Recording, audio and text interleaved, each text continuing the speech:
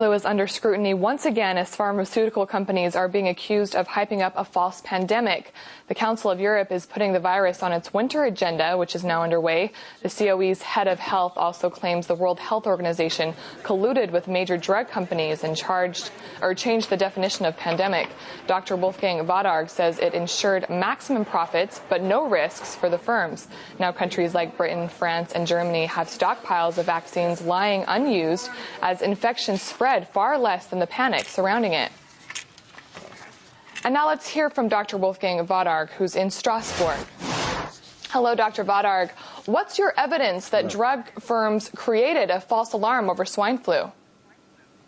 The WHO has installed a private-public partnership with the pharmaceutical companies some 8 years ago. They started, and it seems that the pharmaceutical industry is has very successfully influenced the work because they made a lot of profit with two false alarms of the WHO. First, it was the birds flu alarm, which never happened. Birds flu did not exist as a disease spread from one human being to the other. And the second now was the swine flu alarm, which was just a normal flu as we experience every year, even milder than most of the years. And nevertheless, they succeeded to make such a big marketing out of it, using scientifics who were at their hand and using our governments, impressing them that they made contracts with marketing commitments which cost us billions worldwide. Okay, now you implicate the World Health Organization in this, but even though swine flu hasn't spread as much as it was touted, it still fits the definition of pandemic. Is the WHO so wrong in this stance? Yes, the WHO had a definition of a pandemic, and a pandemic is something very special, which is big morbidity and a high mortality.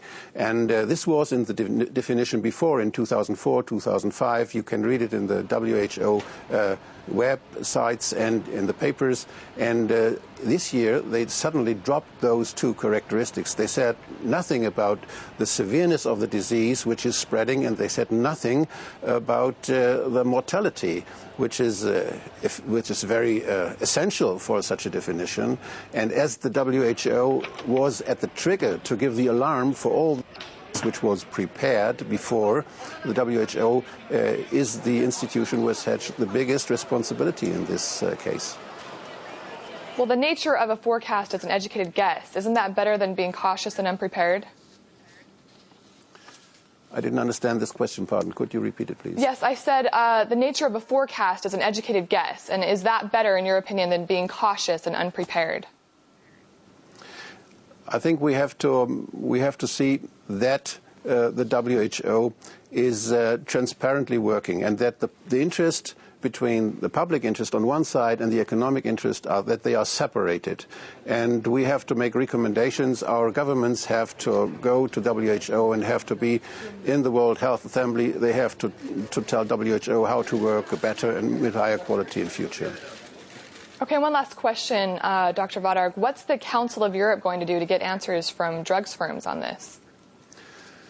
We try to investigate how this happened, how this false alarm happened twice, and we try to investigate and to find out what structures we need that we can start to rely on our institutions. It's not only the WHO, it's also the national institutions. Many of us, in many states, there were national institutions that just followed what WHO said, and they continued even telling us that there may be a second wave, although some other institutions already had found out and had documented that, for instance, in Australia, where the winter is long over, there has been none, and there is no scientific evidence for a second wave, so they continue selling their drugs, and WHO helps them, and some national institutes do this too. And it is irresponsible, it's unresponsible, because people are vaccinated and needlessly.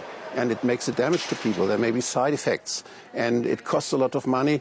But I think the side effects and the giving children to vaccination, which is not necessary, when it's even not proved that the vaccinations of children help something, and the vaccines are not tested with children. So there's so many things happening, and WHO is just covering all this and saying this is a good thing. It's incredible what's happening. All right, well, thank you very much, Dr. Wolfgang Wodarg, who heads the Health Committee at the Council of Europe. Hopefully we'll find some answers to those questions.